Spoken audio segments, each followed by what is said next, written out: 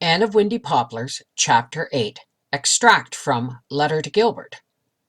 I'm in my tower, and Rebecca Dew is caroling "Could But I Climb" in the kitchen, which reminds me that the minister's wife has asked me to sing in the choir. Of course, the Pringles have told her to do it. I may do it on Sundays I don't spend at Green Gables.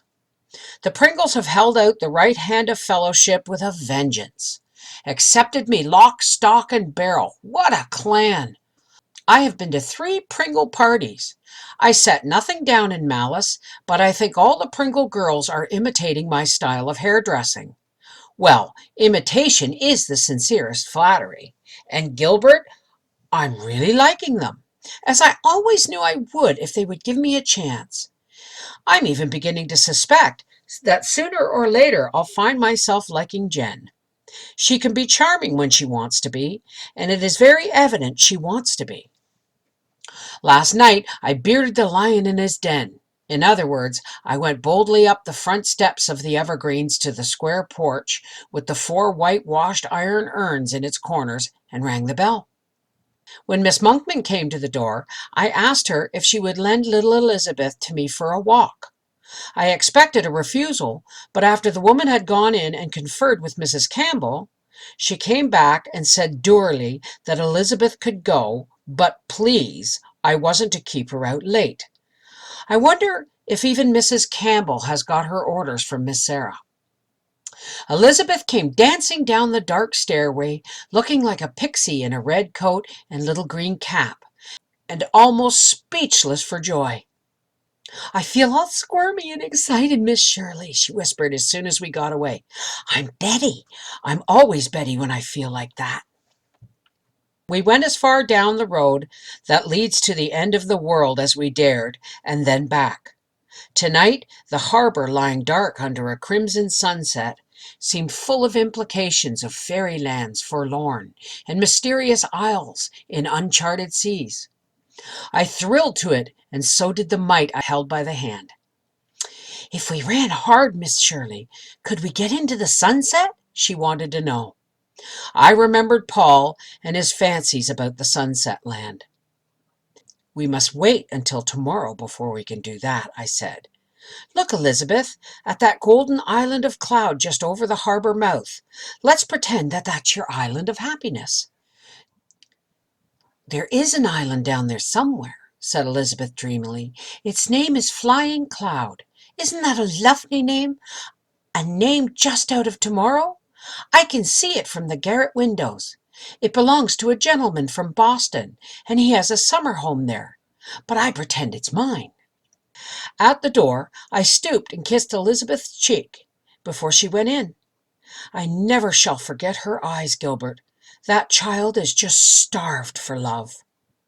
Tonight, when she came over for her milk, I saw that she had been crying.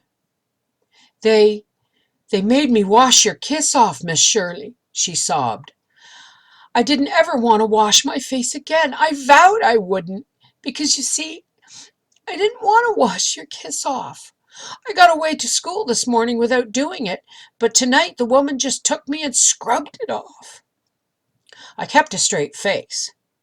"You couldn't go through life without washing your face occasionally, darling. But never mind about the kiss.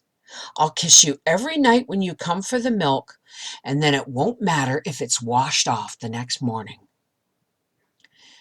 "You are the only person who loves me in the world," said Elizabeth. "When you talk to me, I smell violets." Was anybody ever paid a prettier compliment? But I couldn't quite let the first sentence pass. "Your grandmother loves you, Elizabeth." "She doesn't. She hates me." "You're just a wee bit foolish, darling. Your grandmother and Miss Monkman are both old people, and old people are easily disturbed and worried. Of course you annoy them sometimes. And, of course, when they were young, children were brought up much more strictly than they are now. They cling to the old way." But I felt I was not convincing Elizabeth. After all, they don't love her, and she knows it. She looked carefully back at the house to see if the door was shut, and then she said deliberately, "Grandmother and the woman are just two old tyrants, and when tomorrow comes, I'm going to escape them forever." I think she expected I'd die of horror. I really suspect Elizabeth said it just to make a sensation. I merely laughed and kissed her. I hope Martha Monkman saw it from the kitchen window. I can see Summerside from the left window in the tower.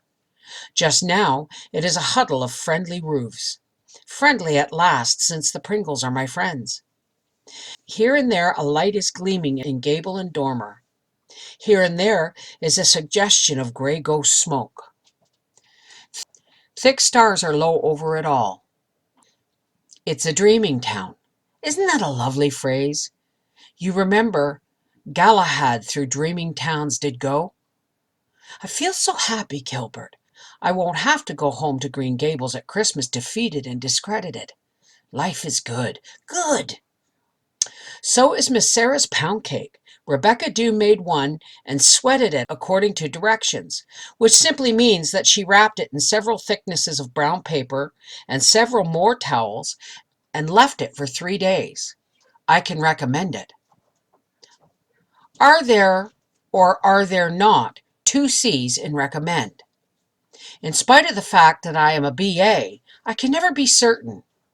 Fancy if the Pringles had discovered that before I found Andy's diary.